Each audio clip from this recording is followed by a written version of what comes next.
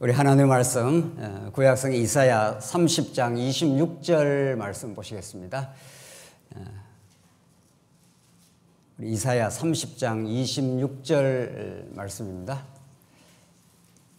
차이신 줄 알고 봉독 드리겠습니다. 이사야 30장 26절 말씀입니다.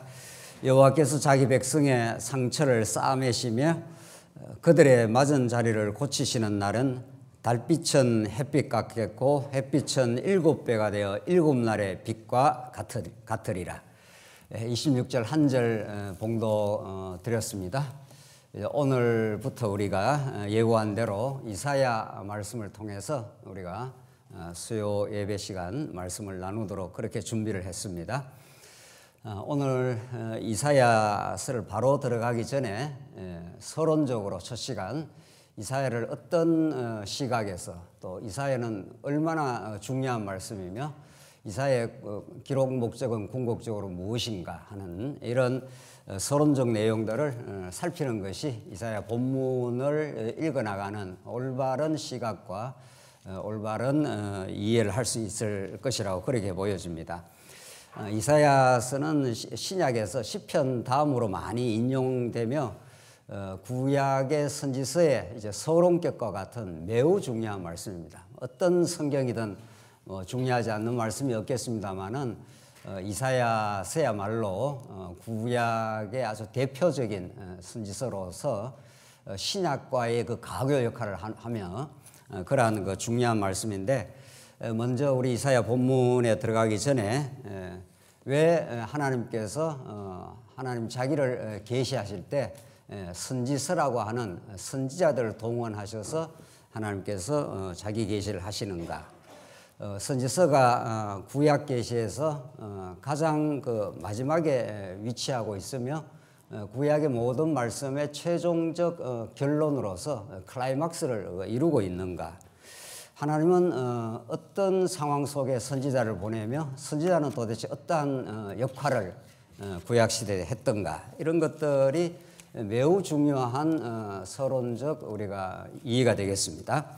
하나님은 구약 역사를 아브라함부터 물론 이제 아담부터는 이제 근본적인 역사고 이스라엘 역사를 출발한 이제 아브라함 이후에 주전 약 2000년까지 2000년 전부터 하나님께서 이제 언약의 역사를 시작하시는데, 본격적인 이스라엘 역사를 시작하는데 그 1000년의 세월을 지나가면서 하나님께서 모세를 거치고 다윗에 와서 그 놀라운 언약 성취의 역사를, 다윗 왕국을 찬란하게 이루어 주십니다.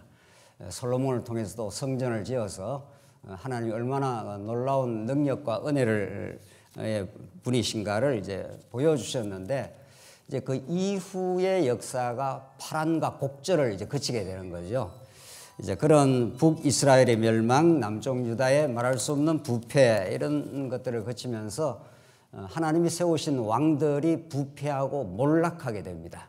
이른바 왕들의 시기가 이제 지나가면서 마침내 선지자의 그 폭포수 같은 말씀들이 북이스라엘의 멸망과 남쪽 유다의 이제 그 멸망을 전후로 하면서 집중적으로 이제 선지자들을 하나님께서 보내시게 됩니다.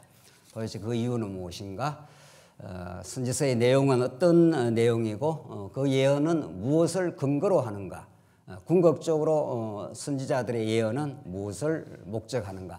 어떤 하나님을 그렇게도 놀라운 방식으로 그 하나님의 절절 끓는 그 심정을 담아서 그 부패하고 몰락하는 북이스라엘의 멸망, 남쪽 유다의 그 몰락의 그 여정에서 하나님의 가장 뜨거운 하나님의 언약적 사랑을 계시하시는가 하는 것들을 이제 우리가 선지서를 통해서 살펴갈 것인데, 우선 왜 선지서를 우리가 읽어야 하는가? 선지서를 왜 하나님께서 구약 역사에서 가장 마지막에 위치하고 최종 그렇게 구약을 결론 짓고 이제 신약으로 가장 직접적으로 연결이 되는가? 이런 것들이죠.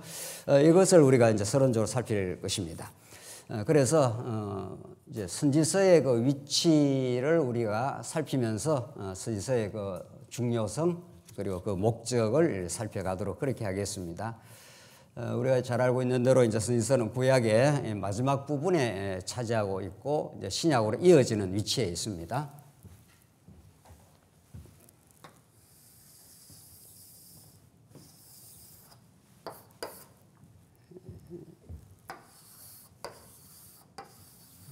이렇게 돼 있죠. 역사서가 있고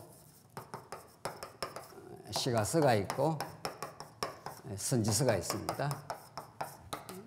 이렇게 이제 하나님께서 자기 계시를 언약의 하나님 여호와를 자기 계시를 하시는데 이제 역사서와 시가서, 선지서로 그렇게 하는 거죠. 구약 성경 전부는 장차 이제 오셔서 이 땅에 하나님 나라를 성취하실 메시아를 언약하고 있죠. 그러니까 역사의 방식이든 시가서의 찬양의 방식이든 선지서의 예언의 방식이든 하나로 딱 묶어지죠. 통일성 있게. 그것이 전부 장차 이 땅에 하나님 나라를 이루실 메시아 예언인 거죠. 그 메시아를 통해서 이제 하나님이 살아계시고 그가 얼마나 위대하신 분인가, 얼마나 언약 백성들을 사랑하시는 분인가, 그 하나님 여호와 되심을 이 땅에 이제 증거하는 게 목적인 거죠. 이제 그렇게 우리는 구약의 다양한 장르, 다양한 내용들이 있지만은 이제 장차 오실 메시아를 언약하고 있고 그걸 통해서 하나님이 어떠신 분인가, 우리는 여호와라는 그 이름으로 우리가 그렇게 정리를 하는데 그런 분을 우리에게 이제 드러내시는 거죠. 그런데 이제 하나님께서 이제 역사서라는 것은 우리가 지금 계속 살펴가고 있는 대로 하나님이 그냥 역사서가 아닌 거죠. 그냥 단순 사실의 역사가 아니라 하나님이 자기를 계시하려고 언약을 하신 거죠. 그 언약이 성취되는 역사라고 우리는 그렇게 이해를 하는 거죠. 그 언약의 역사를 이제 보여주신 거죠. 그것은 아주 객관적입니다. 우리의 어떤 주관하고 아무 상관없습니다. 하나님 객관적인 사실을 통해서 하나님 살아계심, 그의 놀라운 능력, 역사를 지배하는 그 통치 섭리 이런 것들을 역사에서 이제 생생하게 보여주시죠. 이른바 하나님의 살아계심 존재라고 하는, 하나님 정말 살아계셔야 역사가 진행이 되는 거죠. 언약의 역사가. 하나님 언약했는데 하나님 돌아가시면은 살아계시지 않으면 역사가 이루어지지 않겠죠. 그래서 역사가, 어떤 역사가 자꾸 이루어져 가는 건 이게 하나님이 생생하게 역사를 주관하시는 분이 살아계신다 하는 걸 이제 확정을 해 가는 거죠. 그렇게 역사 가운데 우여곡절에 많은 역사를 그치지만 하나님이 살아계시고 그가 언약 백성들을 끝끝내 지키시고 이제 사랑하신다는 것을 이스라엘 백성들의 그 깨달음, 그의 그 인격적 고백, 그걸 이제 시적 방식으로 노래하는 방식이 이제 시가서인 거죠. 그게 이제 우리는 하나님의 속성이라 그러지 않습니까? 욥 시편 잠언 전도 아가라고 하는 욥 시편 잠언 전도 아가, 이런 것들 우리가 다 이제 구약에서 이제 살펴가고 있죠. 욥기라는 그 한 인물을 통해서 하나님의 그 절대 능력을 이제 전능하심을 이제 계시하시고, 시편을 통해서 그 백성들을 신실하게 끝까지 붙들어 가시고, 잠언 지혜를 주시기도 하고 걷어가시기도 하는 그 주권을 통해서 지혜가 통치하는 나라를 다스려 가신다 하는 그 주권성을 드러내시기도 하고, 그리고 이제 욥시편 잠언 전도서 헛되고 모든 것이 헛되도다. 이 땅에 그 보이는 것을 추구할 때 솔로몬의 그 부귀와 영화도 한 시점에 잠깐 누리다가 사라질 것들, 그걸 통해서 하나님 보여주시는 것은 그 하나님의 영원하심, 그 영원한 존재, 영원한 하나님의 뜻을 우리에게 가르쳐 주심, 이런 것들이 이제 역사를 통해서 다윗 왕과 솔로몬의 그 역사를 통해서 막 이제 터져 나간 거죠. 그러니까 주로 이제 시가서는 다윗, 솔로몬 이 시대에 드러난 거죠. 그러니까 언약의 역사, 아브라함에게 하신 언약이 이제 모세를 거쳐 다윗 왕에서 온전히 성취가 됩니다. 다윗 왕국을 통해서. 이때 가장 놀라운 시들이 막 터져 나간 거죠. 그걸 성경은 딱 기록해 놨죠.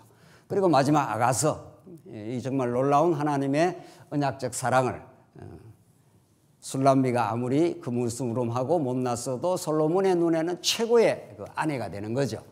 이스라엘 백성들이 아무리 못나고 죄악을 범해도 하나님의 눈에는 다 덮어서 보기 때문에 콩깍지가 씌어서 보기 때문에 다 사랑의 대상이 되는 거죠. 그 사랑을 홍수라도 엄물하지 못한다 하면서 그 하나님의 언약적 그 깊은 사랑을 이제 드러냈습니다. 그래서 하나님의 역사는 이런 그 놀라운 하나님의 어떠하심, 그의 속성을 다윗 솔로몬 시대에 가장 잘 이렇게 드러냈습니다. 가장 많이 이제 이렇게 터져 나온 거죠. 이런 것들을 이제 깨달아 그걸 기록해 놓은 거죠. 이게 역사와 신은 분리 불가한 거죠. 분리할 수 없죠. 하나님께 역사를 자꾸 우리 여러분과 저의 이 땅의 역사를 진행하는 것은 역사 그 자체의 어떤 목적이 있는 게 아니라 그 역사를 주관하시고 역사를 통치하시고 역사를 통해서 이 땅에 하나님 나라를 이루시는 하나님이 어떠신 분인가, 이제 이걸 보여주시는 거죠. 그게 구약의 역사서와 시가서만 해도 완벽합니다. 그야말로 그 속에 하나님 어떠하신 분이 드러나기 때문에 그걸 우리가 깨달아가는 것을 우리는 삶의 의미라 이렇게 말하는 거죠. 이게 삶의 가치고 목적인 거죠. 우리 역사라는 것이 얼마나 제한적입니까? 우리 태어나서 7, 80년, 100년도 안 되는 삶을 사는데 그게 영혼의 뜻이 담겨 있는 거죠. 그걸 깨닫고 배우라고 이 땅에 우리를 보내신 거죠. 그래서 태어나서 생, 노, 병, 사 이렇게 하는 그것을 우리는 험하게 느끼지 않는 거죠. 그게야말로 무엇을 겪어나가도 하나하나 겪어나오고 무너지고 마침내 우리가 몸이 아프고 죽는 그 순간까지도 그 영혼의 하나님의 자기 계시가 우리에게 의미로 다가오는 거죠. 그게 시가서죠. 역사는 하나님이 어떠하신 분인가를 가르쳐주기 위해서 역사가 착착 진행되는 거죠. 지금 자, 이쯤 왔으면은 역사서와 시가서로 충만한 자기 계시가 이루어졌습니다. 충분해요. 그렇죠? 예. 아브라함부터 시작되는 다윗까지 이르는 그 역사, 그 천년의 역사가 이런 놀라운 이제 노래를 만들어낸 거니까. 그렇죠? 그걸 우리가 읽고 복음을 깨달으면 우리 삶의 역사를 지금 인도해 가시는 하나님이 우리 삶이 얼마나 굴곡이 많습니까? 예, 기쁠 때도 있고 말할 수 없이 슬플 때도 있고 즐거울 때도 있고 우리가 불행감을 느낄 때도 있고 많이 무엇이 세워질 때도 있지만 무너져 나갈 때도 있고 이 모든 것들이 지금 이런 역사가 이제 하나님의 놀라운 어떠하심을 깨닫게 하려고 하는 것이다. 이 목적을 향해서 착착씩 가고 있습니다. 하나도 어김없이 가고 있습니다. 이 시가서에 나타난 하나님 되심을 우리가 알게 하기 위해서 구약 이스라엘 역사가 전체가 동원이 되고 있고 창세기부터 태초로부터 종말까지의 역사가 진행이 되는 거죠. 그렇다면 왜 선지서가 필요하냐 이거죠. 이걸로 충만해요. 충분해 보인다고죠. 그렇죠? 하나님을 우리가 하나님답게 알려주는 것이 역사의 목적, 우리 인생과 역사의 목적이라면 선지서가 이게 분량이 작지 않습니다. 그리고 결론처럼 붙어 있습니다. 구약 역사에. 이 많은 선지서는 왜 하나님께서 우리에게 주셨는가 이거죠. 지금 인문학이 열풍입니다. 이 땅에 자본주의가 이렇게 득세를 하고 그렇게 가난하고 힘들었던 우리 한국 땅에 그래도 경제적 부여가 찾아와서 먹고 살만 할 때쯤 되면 인간이 가장 허무와 우울을 느낍니다. 뭔가 내 뜻대로 뭐가 된 것 같았는데 막 노력하고 가난하고 배고프고 할 때는 그 헝거리 정신으로 열심히 일하고 말이죠. 밤낮을 가지고 않고 일해서 어느 정도 먹고 살만 했습니다. 그때가 가장 인간이 이제 허물을 느끼기 시작해요. 이렇게 이루어 놓으면 뭐 할 거냐 이렇게 되는 거죠. 나이가 좀 들어버린다든가 자식 키워서 자식 이제 떠나간다든가 이러면 내가 이렇게 애쓰고 수고해서 뭔가 경제적 성취, 뭔가 삶의 물질적 안정을 취하고 나면 어떻게 되느냐 이거죠. 이게 무슨 의미를 가지고 있느냐. 그래서 이제 사람들이 많은 이제 인문학 공부를 하지 않습니까? 뭔가 문사철이라고 대변되는 문학을 좀 들여다보고 역사를 좀 이해를 하고 한국사도 보고 세계 역사가 어떻게 움직이는가도 좀 살펴가고 그러면 그 지적 만족이 되는 거죠. 아, 내가 이게 사는 의미가 이런 거겠지 이런 거죠. 그래서 철학도 좀 들여다보고 삶의 의미와 가치는 뭐지? 이 허무함을 느끼는 이 허물을 극복하는 가치는 뭐야? 그러나 그것이 잠시 위안이 되고 지적 충족이 될지 몰라도 인간은 영혼으로 지어졌기 때문에 영혼에 대한 진정한 만족, 영혼을 충족시키는 하나님의 거룩한 말씀, 그 말씀을 통해 드러나는 하나님의 어떠하심, 뭐 이런 것들이죠. 그게 충족이 안 되면 하면 할수록 더 갈증이 있는 거죠. 자, 그런데 성경은 그런 인문학적 방편이라고 하는 이 시가서가 이게 다 문학 아닙니까? 이게 문사, 이게 철이에요, 철. 성경은 그냥 하늘의 메시지가 아니라 하늘의 철학인 거죠. 철학이라는 건 삶의 궁극적 가치가 뭐야? 이 인생에 진짜 통일성이 있는 거지, 있는 건가, 내 삶에. 이런 것들을 묻고 답하려고 하는 시도죠. 선지서는 역사서, 이 문학은 절망을 거쳐가는 우울을 거치는 삶에게 꿈과 노래를 주는 건데, 문학이. 우리 시가서야말로 최고의 노래를 주는 거죠. 하나님이 여호와셔. 그럼 우리의 허무함과 죄악됨에도 불구하고 끝끝내 우리를 사랑하고 마침내 돌아오고야 말아. 우리가 고토로 돌아갈 때 꿈꾸는 것 같았도다 하면서 시적인 노래를 부르지 않습니까? 우리 사랑하는 우리 형제들이 동거하는 것이 어찌 그리 선하고 아름다운고 하면서 그 구약의 교회로를 노래 부르고 있는 거죠. 우리가 그리스도 안에서 만나서 우리가 함께 동거하는 것이 얼마나 아름다운고 하면서 그 아름다움을 우리가 지체끼리 인간과 인간이 만나면 충돌하고 이해관계로 따지고 하지만은 그리스도 안에서 만나게 될 때 얼마나 그 아름다운고 하면서 그 노래 부르는 그런 그 노래들이 있는 거죠. 우리 진짜 문학, 진짜 노래가 있고 역사의 진행을 주관하시는 하나님이 계시는 거죠. 이 기독교는 참으로 깊고 넓고 정말 깊습니다. 우리가 이해하는 이 성경이라는 게 그런 건데 이제 마지막이 이제 선지서라고 하고요. 왜 선지서를 하나님께서 허락을 하시는가 이런 거죠. 충분한 것 같은데 말이죠. 선지서는 다윗 솔로몬 이후에 나라가 이렇게 쪼개집니다. 나라가 충분히 하나님께서 자기 능력을 다 보여주신 것으로 보여지는데 다윗 솔로몬 이후에 나라가 이렇게 쪼개지고 그 이후에 북이스라엘은 721년에 아주 아수르에게 망하고 한 150여 년 좀 더 지내다가 다시 587년에 70년 바벨론에 의해서 완전히 초토화됩니다. 그러니까 다윗 솔로몬 시대가 이스라엘 역사의 아주 절정기죠. 이게 하나님 나라를 이런 방식으로 구약적 하나님 나라를 가장 강건하고 솔로몬의 성전을 통해서 찬란한 그 영광이 가장 잘 드러난 나라입니다. 그러나 그 이후부터 이스라엘 나라는 솔로몬 이후에 여로보암이 북이스라엘을 갈라나가고 남쪽 유다는 이때부터 몰락과 부패의 길을 걸어가는 남쪽에는 가끔 히스기야가 나타나서 약간 개혁하고 요시야가 잠시 개혁하지만 큰 대세는 몰락의 길로 갑니다.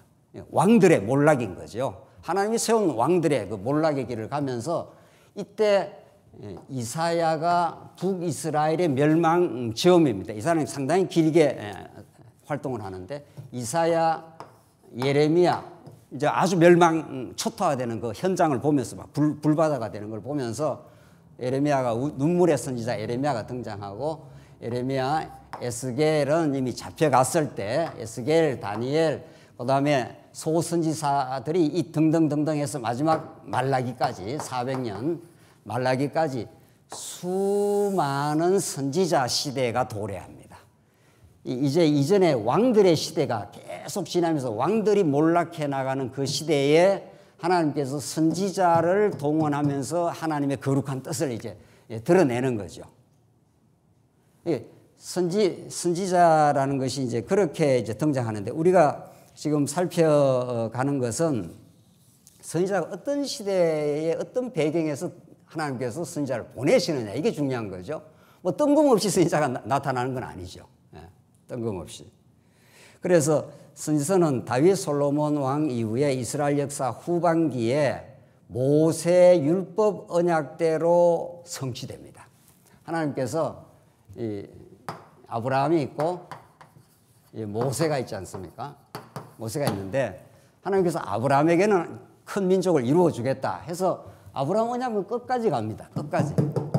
아브라함 언약이 가장 근간이죠. 이스라엘 백성의 자손이 번창하고 땅 정복하고 나라가 이루어진다 한 대로 다윗 왕을 통해서 완전히 이루어지고 그 이후에도 전부 하나님께서 이 나라가 북이스라엘은 다윗을 떠났기 때문에 아주 망하는 거고 이쪽은 계속해서 끝까지 몰락하고 부패도 지키시고 한번 때리기는 하지만은 싸움에서 이제 돌아오게 하는 거죠. 그 아브라함 언약대로 이루는 겁니다.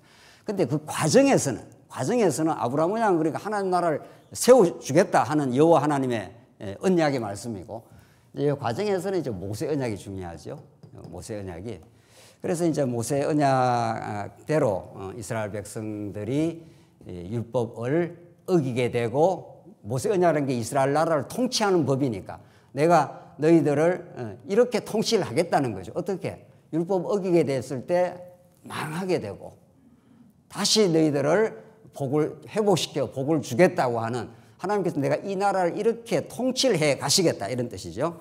자, 이래서 하나님은 이제 율법 언약대로 그들을 이제 통치를 해 가시는데 그 통치의 과정이 왕들이 율법 언약대로 율법을 어기게 됩니다. 율법을 지킬 수가 없어요. 아담 타락이 모든 인간이. 그래서 그 왕들의 부패와 혼란의 시기에 가장 부패하고 혼란의 시기가 이 이사야가 등장하는 이 시기입니다. 이사야가 등장하는 이 시기. 뭐 그 전부터 이제 타락은 이제 진행이 돼요. 이사야 그다음에 예레미야는 아주 나라가 완전히 몰락의 바닥을 이제 치는 시기. 이는 완전히 망해버린 시기.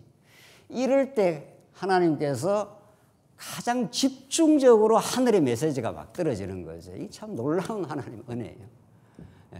하나님 평소에는 우리에게 그렇게 말씀에 대해서 간절하게 안 할 수가 있어요.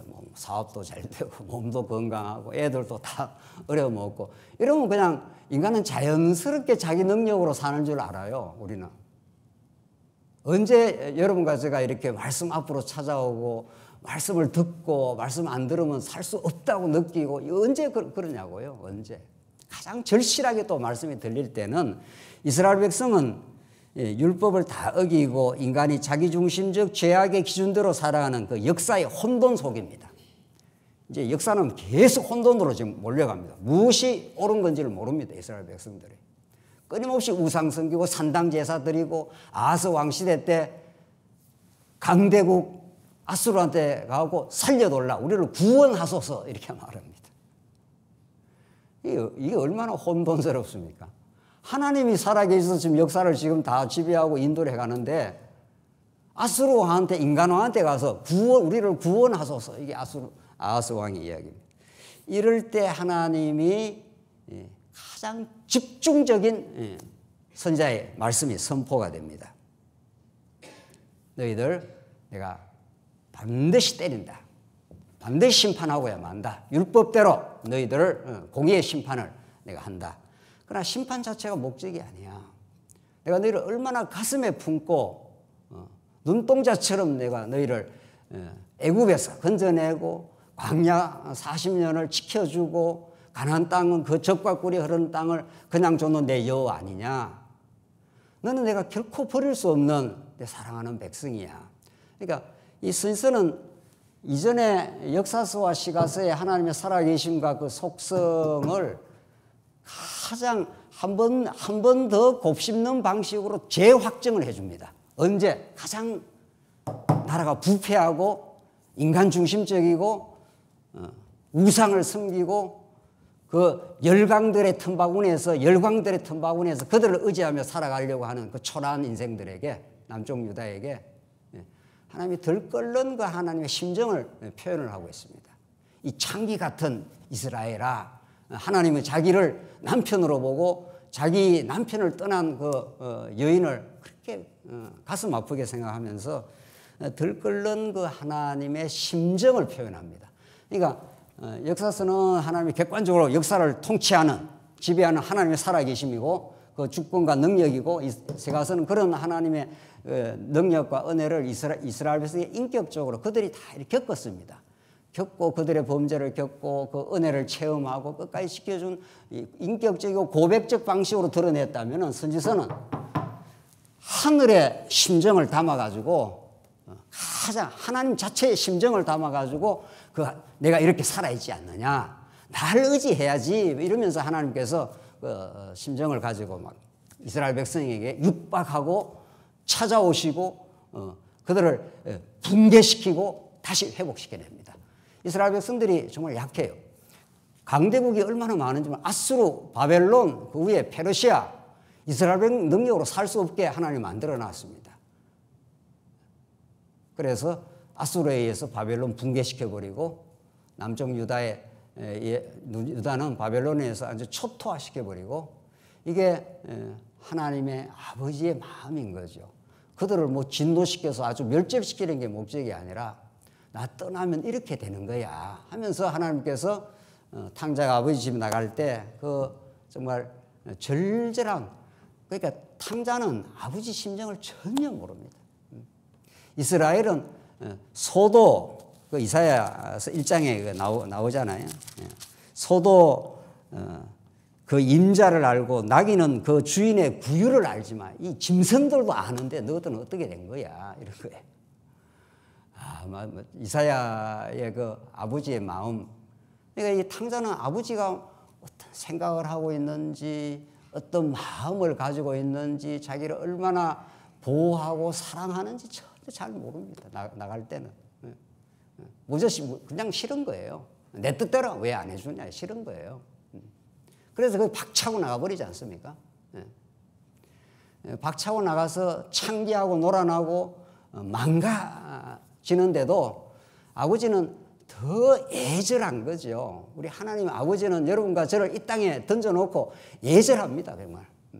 우리 자식들이 막 계속 사고치고 하면은 부모는 간이 녹아나는 거죠. 그런 심정을 안고 이사야가 지금 표현이 되고 있어요. 그래서 가장 혼란과 부패, 왕들의 몰락의 시대, 나라가 완전히 막 기울어잖아요. 이게 하나님이 세운 나라인데 이렇게 몰락할 수가 없어요. 그때 가장 많은 선지자를 하나님 보내신다는 거예요. 이것처럼 놀라운 계시가 없어요. 그래서 역사서와 시가서를 전부 묶어가지고 이 후대 역사에 하나님이 어떠하심을, 하나님의 심정을 담아서 막 내리꽂는 것이 선지자의 말씀입니다. 그러니까 선지서가 가장 이스라엘 구약 역사에서, 구약 성경에서 가장 끝에 있어야 되고, 그런 명료한 하나님의 뜻, 내가 살아있다고, 이런 거죠. 내가 역사를 주관해. 아수르가 너희들을 지켜내지 못해. 바벨론이 너희를 붕괴시켰지만 내가 다시 회복시키는 여호와 하나님이야. 바벨론보다 더 강력한 페르시아를 내가 들어서 너를 회복시키고 마라. 내가 진짜 역사의 주관자야. 너를 끝끝내 사랑하고 마라. 이런 이 속성, 하나님의 살아계심과 이 속성을, 하나님의 심정과 그 안타까움과 그 덜 끓는 사랑을 담고 이사야, 예레미야, 에스겔, 다니엘, 호세아 등등등등등등 말라기까지 그렇게 가는 거예요. 그러고 이렇게 내가 때리고 싸매는 내 심정은 내가 장차 오실, 선지서가 이제 바로 직접적으로 예수 그리스도를 예언하는 거니까. 역사서와 시가서도 다 구약 전체가 메시아 예언입니다. 메시아 언약입니다. 그럼에도 불구하고 이 나라가 지금 몰락을 하잖아요. 나라 겨우 돌아왔지만 여전히 페르시아 식민 치하에 있어요. 돌아온 나라는. 그러니까 다윗 왕국 같은 이런 찬란한 나라는 아니에요. 하나님께서 한번 때리고 나라를 회복시킨다고 했기 때문에 돌아오긴 했어요. 그러나 다윗 왕조는 이미 끊어졌어요. 다윗 왕조는 이미 다 끊어졌어요. 다윗의 후손들이 지금 계속 이어져 나갈 뿐이고 메시아로 이어져 나갈 뿐이지, 실제적인 이스라엘 나라의 그 강성했던 나라는 거의 이제 희석이 돼 간 거죠. 겨우 백성들 좀 돌아오고 땅 좀 차지해서 스룹바벨을 거점으로 필두로 해서 그렇게 나라 모습은 조금 회복했지만 다윗 왕국 같은 나라는 아니에요. 그렇죠? 그래서 예수님 당시에 이 시대에 다윗 왕국 같은 그런 좀 군사적이고 강대하고 정치적인 나라를 좀 세우겠다는 게 예수님 당시에 바리새인들, 열심당원들, 그 시대 이스라엘 백성들 다 그렇습니다. 다. 하나님께서 그런 나라가 아니고 그건 그림자 나라는 그걸로 종식되고 허물어지지만 선지자들이 예언한 나라, 진짜 메시아가 통치하는 나라, 그 하나님 나라, 그것을 내가 진짜 이 땅에 신령한 방식으로 이루겠다 이런 뜻입니다. 이게 선지서에 나오는 그 허물어져가는 유다 나라, 절망을 거치고 있는 유다 나라에게 가장 소망적인 메시아를 가장 근접적으로 지금 예언을 하고 있는 거죠. 이 말씀은 정말 이스라엘 백성들에게는 소망이 되고 오늘을 우리가 살아가는 이 죄악 세상 가운데서 우리가 던져져 있고 몸부림치고 자신의 죄악 때문에 갈피를 잡지 못하는 우리들에게도 가장 명료하고 살아계신 하나님, 그 뜨거운 탕자를 붙드시는 그 아버지의 심정을 담아서 말하고 있습니다. 이사야 43장 1절로 3절 한번 보실까요? 이사야 43장 1절에서 3절 보십시다. 이사야 43장 1절 한번 보겠습니다. 야곱아, 너를 창조하신 여호와께서 지금 말씀하시느니라. 이스라엘아, 너를 지으신 이가 말씀하시느니라. 너는 두려워하지 말라. 내가 너를 구속하였고 내가 너를 지명하여 불렀나니 너는 내 것이라. 내가 물 가운데로 지날 때에 내가 너와 함께 할 것이라. 강을 건널 때에 물이 너를 침몰하지 못할지며 내가 불 가운데 지날 때에 타지도 아니할 것이요 불꽃이 너를 사르지도 못하리니 대저 나는 여호와 내 하나님이요 이스라엘의 거룩한 이요 내 구원자임이라. 이렇게 아주 폭포수처럼 막 쏟아집니다. 이게 혼란과 부패, 왕들의 몰락의 그 시기에 내가 여호와 하나님이야. 내가 너를 창조했어. 두려워하지 마. 내가 너를 구속했고 내가 너를 지명하여 불렀나니 너는 내 것이야. 하나님의 소유야. 가장 보배로운 백성이야. 너희들 지금 몰락해가지고 지금 잡혀가고 고통받고 지금 엄청난 파멸을 경험하는 것 같아도 그건 드러나는 현상이고 내가 너를 사랑한다는 증거일 뿐이야. 이런 거예요. 내가 너를 사랑하기 때문에 내가 때리지 않을 수가 없어. 그래서 때려가지고 다시 회복시키고야 말아. 네가 물 가운데 지나도 불 가운데 지나도 절대로 안 망해. 이런 거죠. 이런 선지자의 심정을 이제 보여주시고 그리스도 안에서 그걸 최종 성취를 하시죠. 그래서 선지자는 하나 더 보십시다. 선지자의 역할인데 이사야 55장 한번 보겠습니다. 이사야 55장. 앞에 보시면 이사야 55장 8절입니다. 스크린 보셔도 됩니다. 이는 내 생각이 너의 생각과 다르며 내 길은 너의 길과 다름이니라. 여호와의 말씀이니라. 이는 하늘이 땅보다 높음같이 내 길은 너의 길보다 높으며 내 생각은 너의 생각보다 높으니라. 이게 이사야에 나오는 아주 유명한 말씀이죠. 이 이사야가 뭘 말하고 있습니까? 그러니까 이사야를 포함한 모든 선지자의 말씀은 사람의 생각과 사람의 보편적 생각과는 딱 반대입니다. 사람은 어떻게 생각하는가? 뭔 일이 좀 잘 되면 이게 참 좋은 일이다 그러잖아요. 뭔 일이 내가 사업이 잘 되거나 뭔 일이 평탄하거나 이러면 그거 굉장히 행복하게 느끼고 좋아하고 그게 마치 행복의 근원이잖아요. 그럼 이 선지자가 초를 쳐요. 너 그게 망하는 길이야. 하나님 없이 너가 잘 된다고 그걸 좋아하는 그게 망하는 길이야. 이렇게 말해요. 그 선지자는 꼭 사람들의 보편적 생각하고는 반대로 말해요. 그러니까 내 생각은 어떻게 해요? 너희 생각과 어떻다고요? 달라요. 이 땅에서 다 망했어요. 그러니까 이방 사람들이 볼 때 저 남쪽 유다 다 망했네. 저게 무슨 의미가 있어? 다 불행하고 다 초토화되고 다 망했으니까 형편없이 돼버렸잖아. 이렇게 사람들은 그렇게 볼지 몰라도 하나님은 망하는 게 좋은 거야. 너희들이 지금 안 망하고 하나님 어기고 사는 그게 진짜 잘못된 거지. 한번 망해서 자기 자신을 돌아보고 내가 하나님을 제대로 의지하지 않았구나 깨닫는 게 그게 복이야, 그게. 이렇게 말해요. 그래서 망하는 것이 나쁘다고 생각하지만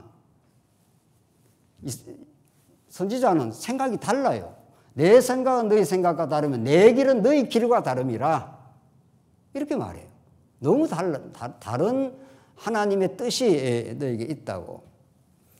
이게 선지자, 하늘로부터 내려온 선지자입니다. 하늘로부터 그 뜻을 가지고 이 땅에 전달해 주는 선지자예요. 그러니까 망해서 나쁘다 생각하는데 선지자는 그게 복이야 그러고, 이렇게 하면 참 좋아 이러는데 그게 망하는 길이야, 선지자는. 하나님 없이 잘 되고 하나님 없이 그걸 행복이라고 누리는 그게 망한 길이야. 이 자본주의가 망하는 길이야.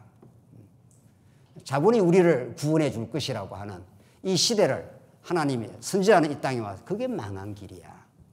하나님 너희를 먹을 것 입을 것 있는 줄 족한 줄 알아. 이렇게 하나님께서는 하나님이 어떤 분인가를 세상의 보편적 가치와는 전혀 다른 가치를 가르쳐 주시는 분이에요.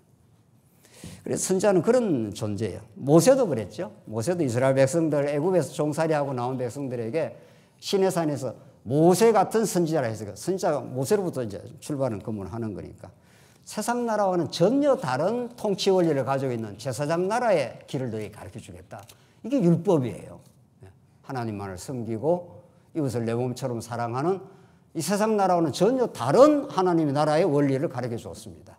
그런데 이스라엘 백성들이 죄악된 이스라엘 그걸 자기 스스로가 지켜내지는 못하죠. 그러니까 하나님이 해주시겠다는 것입니다. 그런 나라를 내가 건설해 가겠다. 그래서 선지자는 그런 존재입니다. 자, 마지막으로 선지서 예언의 이제 근거를 우리가 살피고 우리 첫 시간 끝내겠는데, 선지서는 이런 선지자들의 그 예언은 그냥 뜬금없이 나타나가지고 막 선지서 이렇게 예언을 하는 게 아니라는 거죠. 너희들 망한다. 이사야의 전반부 이게 심판이고 회복인데, 이사야는 크게 1장에서 39장, 40장에서 66장 이렇게 되어 있습니다. 때리고 싸맨다는 거죠. 아주 간결합니다. 메시지가. 때리고 싸맨다는 건데, 이런 메시지가, 이사야의 이런 메시지가 무엇에 근거해서 나오느냐는 거죠. 그래서 우리는 그것을 이해하기 위해서 이제 언약의 흐름으로 이제 갈 수밖에 없는 거죠. 근본적으로 이사야의 예언은 근본적으로는 창세전 언약입니다. 하나님의 작정이라고 하는, 포괄적으로 말해서 하나님의 영원한 뜻이 있는 겁니다. 어떤 영원한 뜻이 있습니까? 하나님 영원히 살아계시고 하나님 영원한 뜻을 가지고 계시는데 그걸 하나님의 나라를 통해서 자기를 계시하겠다 이런 거죠. 그 나라는 십자가의 방식으로만 이루어지는 나라다. 이런 것이 하나님의 영혼 안에서 계획되어 있습니다. 그 계획에 근거해서 하나님께서 아담에게 언약을 하시고 노아를 거쳐서 이제 모형적으로 이스라엘 나라에 아브라함 언약을 세워주시는 거죠. 내가 이 나라를 세워서 내 이름이 여호와임을 너에게 드러내고 너는 내 사랑하는 백성으로 내가 끝끝내 언약 백성으로 내가 붙들겠다. 이게 이제 하나님께서 아담에게 언약한 것이 이제 원령적으로 언약한 것이 이제 아브라함에게 이루어지는 거죠. 그런데 이 나라가 하나님께서 이게 이제 제일 근간인데, 이게 제일 근간입니다. 이스라엘 나라에. 여기서부터 시작하는 거죠. 아무 조건 없습니다. 하나님이 아브라함에게 찾아갔습니다. 아브라함이 뭐 해달라, 뭐 이렇게 하겠다, 하나님 잘 내가 섬기겠다 이런 말 전혀 없습니다. 원초적으로 범죄하고 우상 섬기는 그에게 하나님이 찾아가신 거죠. 그래서 언약을 맺어주신 거죠. 그리고 데리고 와서 이제 나라를 이제 건설해 가기 시작하는 거죠. 하나님 건설해 가실 건데, 그 건설한 나라가 결코 인간의 힘으로 이루어질 수 없는 나라, 전적인 은혜로만 세워지는 나라임을 가르쳐 주시려고 하나님께서 애굽에 종살이를 시키는 거예요. 이런 내려갔다 올라오는 역사가 똑같습니다. 하나님께서 때리시고 싸맨다는 그 원리가, 하나님이 모든 건 언약대로 하나님께 이루실 건데 애국에 400년 종살이를 시켜버린 거죠. 그래서 이들은 스스로의 힘으로는 결코 나올 수 없고 또 머리끝에서 발끝까지 하나님을 섬기는 백성들이 아닙니다. 전혀. 건져낼 때 유월절 어린 양의 피로만 그들을 건져내는 거죠. 그래서 그 어린 양의 피값으로만, 그 은혜로만 우리가 나왔습니다라고 찬양하게 되는 거죠. 나올 때도 얼마나 우여곡절을 거칩니까? 앞에는 홍해바다, 뒤에는 바로의 말발굽이 막 밀고 들어오지 않습니까? 죽었구나 이렇게 된 거죠. 모세야 우리를 죽이려고 데려왔느냐? 하나님께서 홍해가 갈라지는 그 기적을 통해서 하나님을 찬양하게 만들죠. 그래서 결국은 한번 내려갔다가 다시 올라오게 하시는 것이 모세 언약입니다. 이게 모세 언약.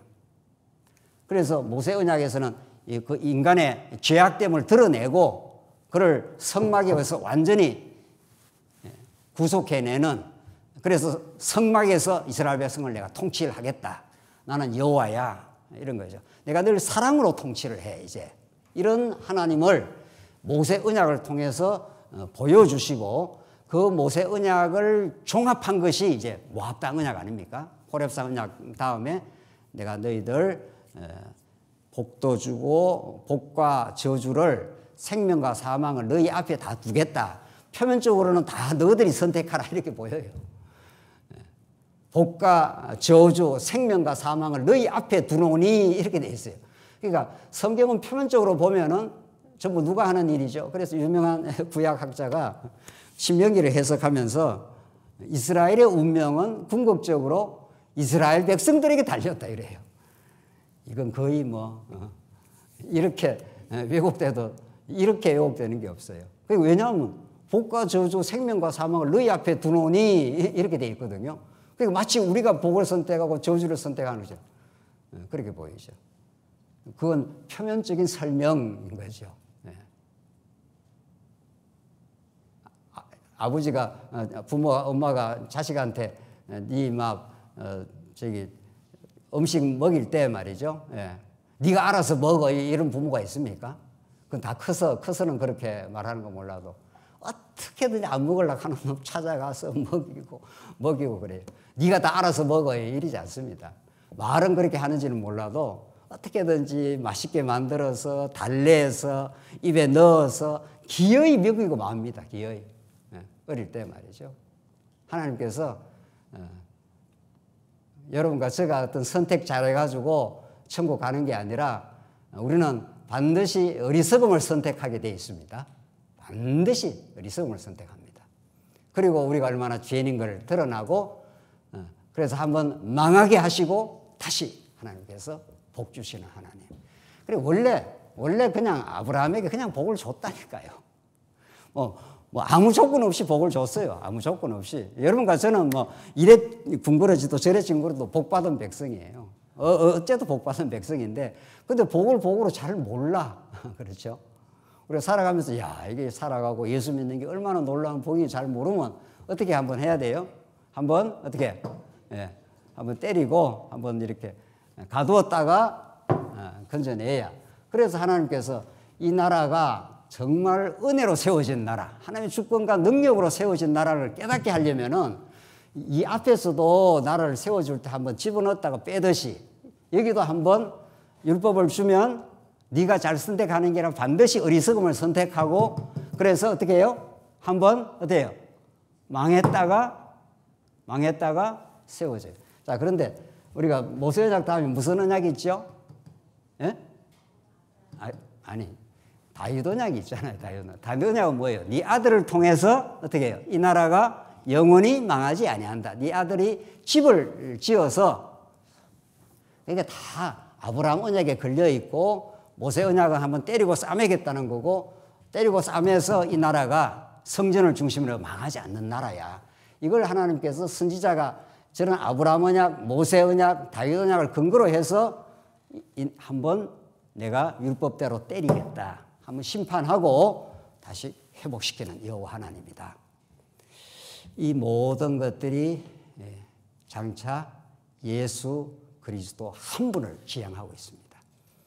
우리의 삶의 무기력, 삶의 혼란, 이 모든 것들의 영원한 답이 되는, 영원한 생명이 되는 그분을 우리에게 알게 될 때, 그 예수 그리스도를 알게 될 때 영생이 뭔지, 내가 이 땅에 사는 목적이 뭔지, 내가 고통받아야 될 이유가 뭔지, 이스라엘 백성들의 저 혼란과 고통, 그 모든 역경들이 결국은 메시아로 가게 되는, 그분이 날 위해서 율법의 저주를 받아 죽으시고 살아나시고 이 땅에 신령한 하나님 나라의 통치자가 되어주셔서 지금 우리와 함께 계시는 예수 그리스도 사건을, 지금 언약의 성취자 예수 사건을 이사야는 너무도 생생한 방식으로, 선지서의 방식으로 우리에게 보여주십니다.